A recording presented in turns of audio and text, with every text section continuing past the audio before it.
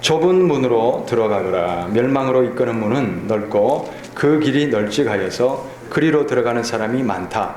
생명으로 이끄는 문은 너무나도 좁고 그 길이 비좁아서 그것을 찾는 사람이 적다. 아멘. 좁은 길, 또 좁은 문, 말씀을 많이 들었을 것입니다. 또 우리가 가야 될 길은 좁은 길입니다. 그렇죠? 왜 좁은 길입니까? 몇 가지 의미에서 생각해 볼 수 있는데, 첫 번째는 뭐냐면 이 길이 끊임없이 죄와 싸워서 죄를 끊어내고 나를 쳐서 복종시켜야 되는, 죄를 거부해야 되는 길이기 때문에 좁은 길입니다. 사도 바울도 나는 날마다 죽노라. 그 위대한 사도도 죄와 싸우고 또 자기의 정욕과 또 복음의 길을 방해하는 그런 것들과 싸우면서 날마다 죽노라, 그렇게 고백하고 있습니다. 우리가 죄와 스스로 싸워서 해치고 이겨가야 될 그런 길이기 때문에 좁은 길입니다. 또 하나는 뭡니까? 우리의 정욕과 싸워야 되죠. 우리 감정, 정욕. 성령의 열매는 뭡니까? 사랑과 희락, 기쁨이죠. 그 다음에 화평과 평화, 그 다음에 오래 참음, 인내와 또 자비와 선함과 충성이라고 되어 있는데, 그것에 원래는 피스티스로서 믿음입니다. 믿음과 온유와 절제다, 이렇게 되어 있습니다. 온유와 절제, 이런 성령의 열매, 사랑하며 이런 열매들을 맺어야 되는데 어떻습니까? 때로는 내 이기심이, 내 감정이, 내 정욕이 불쑥불쑥 튀어나와서 성령의 열매가 아니라 악의 열매, 죄악을 뱉어낼 때가 얼마나 많습니까? 그러므로 육체의 소욕을 거스르기 위해서 날마다 성령 충만함으로 육체의 소욕을 거슬러 가야 되는 그런 길이기 때문에 좁은 길이죠. 그냥 감정대로, 그냥 어떤 사람, 이런 사람 있잖아요. 나는 뒤끝 없어 이러면서 자기가 하고 싶은 말 다 뱉어놓고 나는 뒤끝 없어, 그것으로 상처 주든 말든 관계없이 그렇게 사는 사람들 많잖아요. 그러나 우리는 그렇게 살아서는 안 됩니다. 우리를 다스리는 것은 내 이기심이나 감정이 아니라 하나님의 말씀인 줄 믿습니다. 그러므로 성령을 따라서 육체의 소욕을 거슬러야 되니 이게 얼마나 좁은 길입니까? 또 세상에 대해서는 어떻습니까? 세상에 대해서는 어떻습니까? 많은 사람들이 이제 그런 말들을 우리가 많이 듣고 또 우리가 그런 가치관 속에 살아갑니다. 뭡니까? 돈이 최고지. 돈 없으면 안 되죠. 그렇죠? 그래서 어린아이들, 유치원생이나 중학생이나 초등학생이나 이런 아이들부터 이미, 제가 이번에 지저스 아미 어린이 이렇게 인솔해서 거기서 이제 강사 목사님이 니네들이 제일 좋아하는 게 뭐니? 이렇게 물어봐요.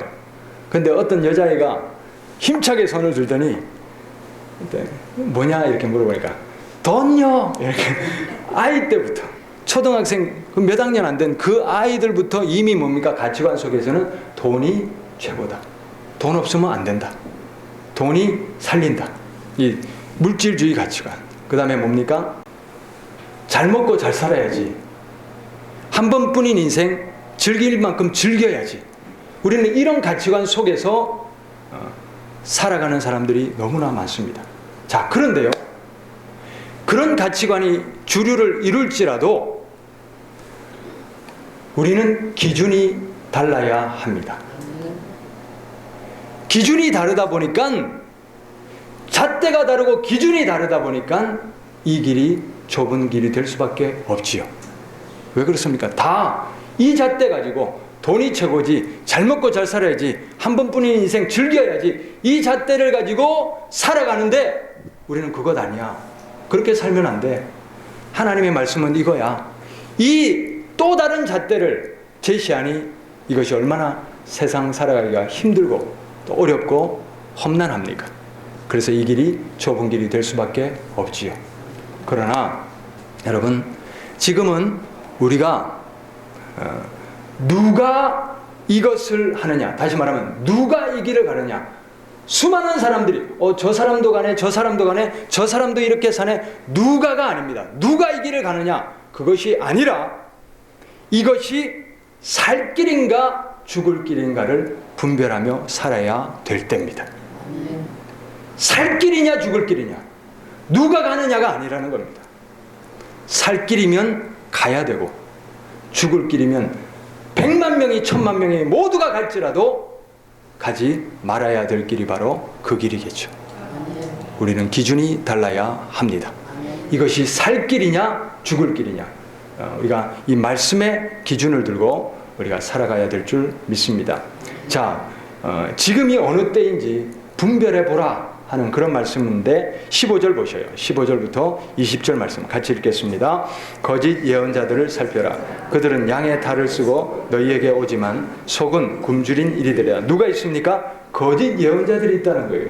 거짓 예언자들이 지금 있다는 거예요. 자, 그 다음, 너희는 그 열매를 보고 그들을 알아야 한다. 가시나무에서 어떻게 포도를 따며 엉겅퀴에서 어떻게 무화과를 딸 수 있겠느냐. 무엇을 보라고요? 열매를 보라는 거예요.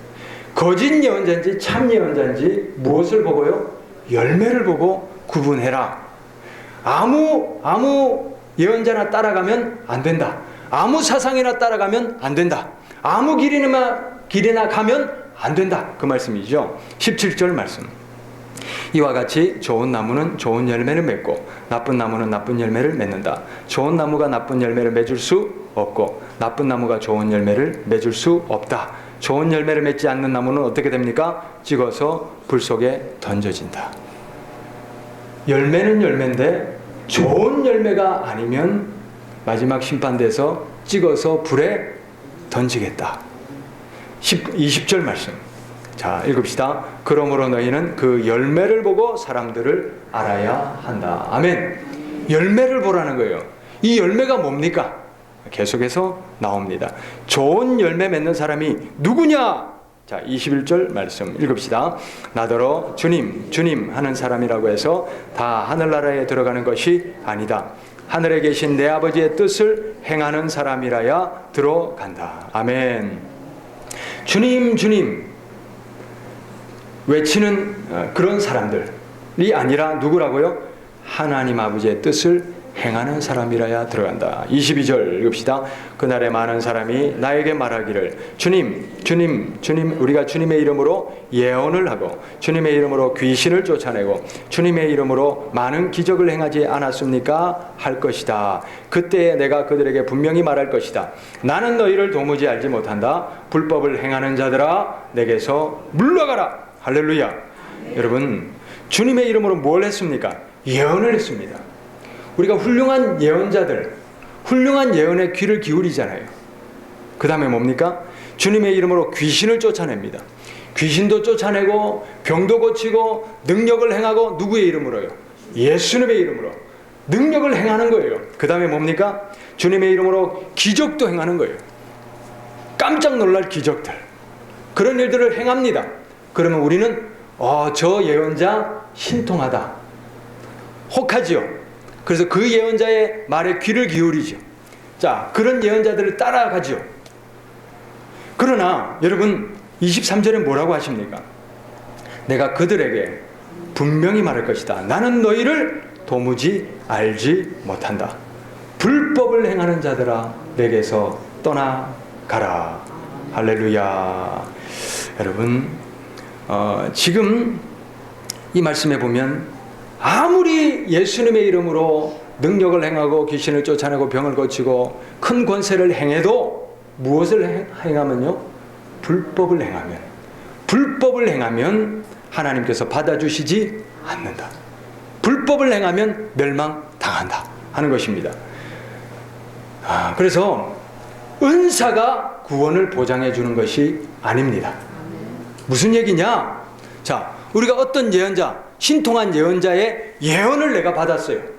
예언을 받으면 구원이 보장됩니까? 자, 죽을 병에 걸렸어요. 죽을 병에 걸렸지만 누구를 통해서 또는 하나님 앞에 기도해서 내가 병이 나았어요. 병이 나으면 구원이 보장됩니까? 기적을 체험했어요. 내가 성령을 받았어요. 그리고 기적들도 체험했어요. 그러면 구원이 보장되느냐 하는 겁니다. 자, 이런 은사가 구원을 보장하는 것이 아닙니다. 그러면 은사를 주신 목적이 뭡니까? 이런 기적과 능력과 병 고치는 것과 귀신을 쫓아내는 것과 능력을 주신 목적이 뭐냐는 겁니다. 자, 마가복음 16장 찾아보시오. 마가복음 16장 15절부터 봅시다.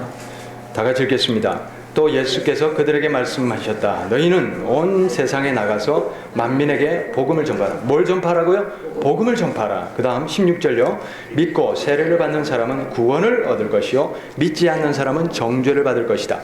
믿는 사람들에게는 이런 표징들이 따르. 뭐가 따른다고요? 표적들 이런 것들이 따르는데, 기적이 따르는데, 곧 그들은 내 이름으로 귀신을 쫓아내고 새 방언으로 말하고 손으로 뱀을 집어들며 독약을 마실지라도 절대로 해를 입지 않으며 아픈 사람들에게 손을 얹으면 나을 것이다. 놀라운 기적이죠. 누구의 이름으로? 예수의 이름으로 이런 기적들이 나타나는 거예요. 자, 그 다음 19절 20절. 주 예수께서 그들에게 말씀하신 뒤에 하늘로 들려 올라가셔서 하나님의 오른쪽에 앉으셨다. 그들은 나아가서 곳곳에서 복음을 전파하였다. 주님께서 그들과 함께 일하시고 여러 가지 표징이 따르게 하셔서, 기적이 따르게 하셔서, 그 다음 읽읍시다. 말씀을 확증하여 주셨다. 아멘. 여러분, 기적 자체가 목적이 아니라는 거예요. 기적은 뭐냐? 병 고치고 또 기적과 능력을 행하고, 이것은 뭐냐면 그것을 통해서 뭘 확증하는 거예요? 말씀을 확증하는 거예요. 말씀을 확증하는 거예요.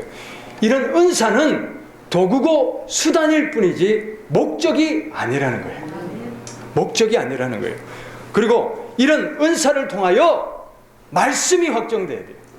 그리고 다시 돌아오면 마태복음 7장에 돌아와서 이 말씀이 확정돼서 하나님의 그 말씀을 따라서 행하는 자라야 구원을 받습니다. 그래서 우리가 주님의 이름으로 병이 낫고 주님의 이름으로 기적을 체험하고 거기서 머물지 마시기를 바랍니다.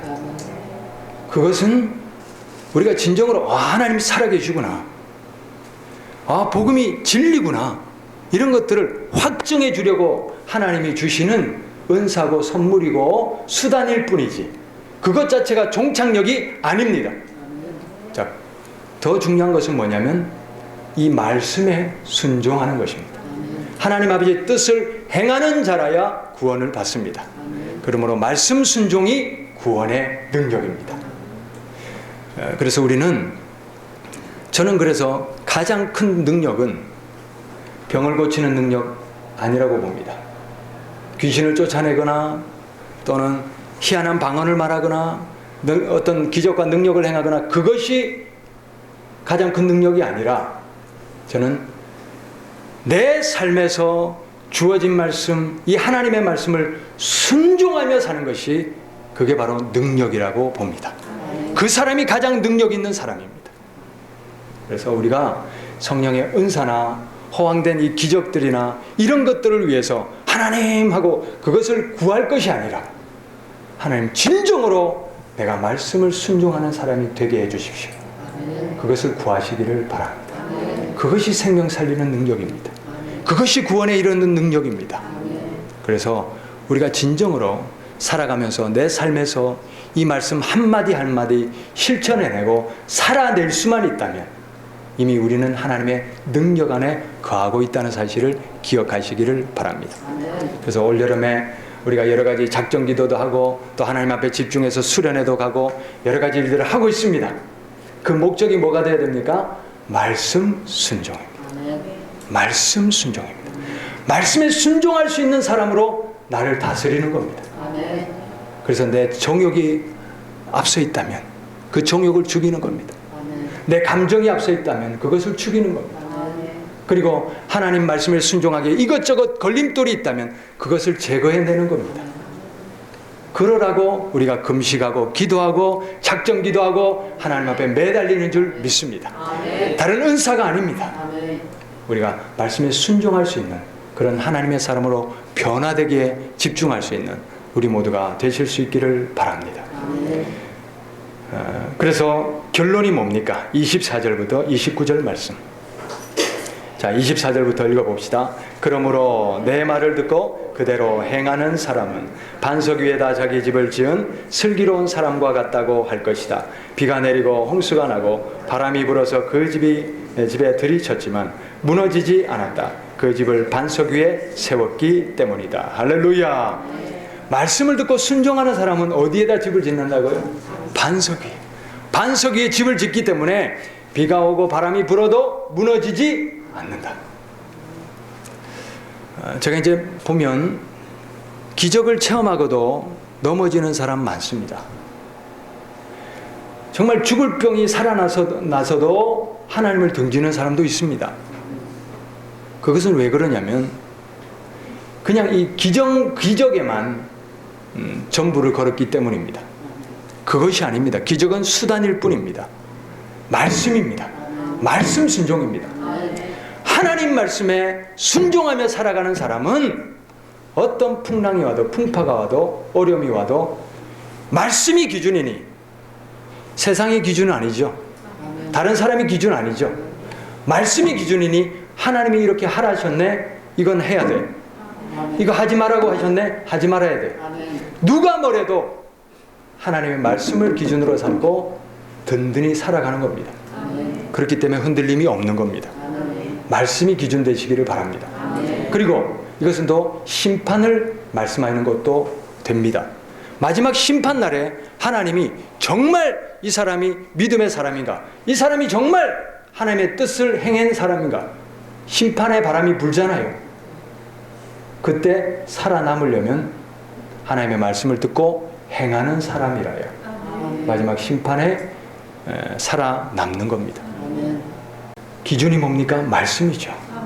열심히 주여 주여 하고 기적도 행하고 귀신도 쫓아내고 내가 이렇게 큰 일을 행했는데, 내가 세계적으로 위대한 목사인데, 내가 세계적으로 위대한 예언자인데 하나님 앞에는 소용이 없습니다.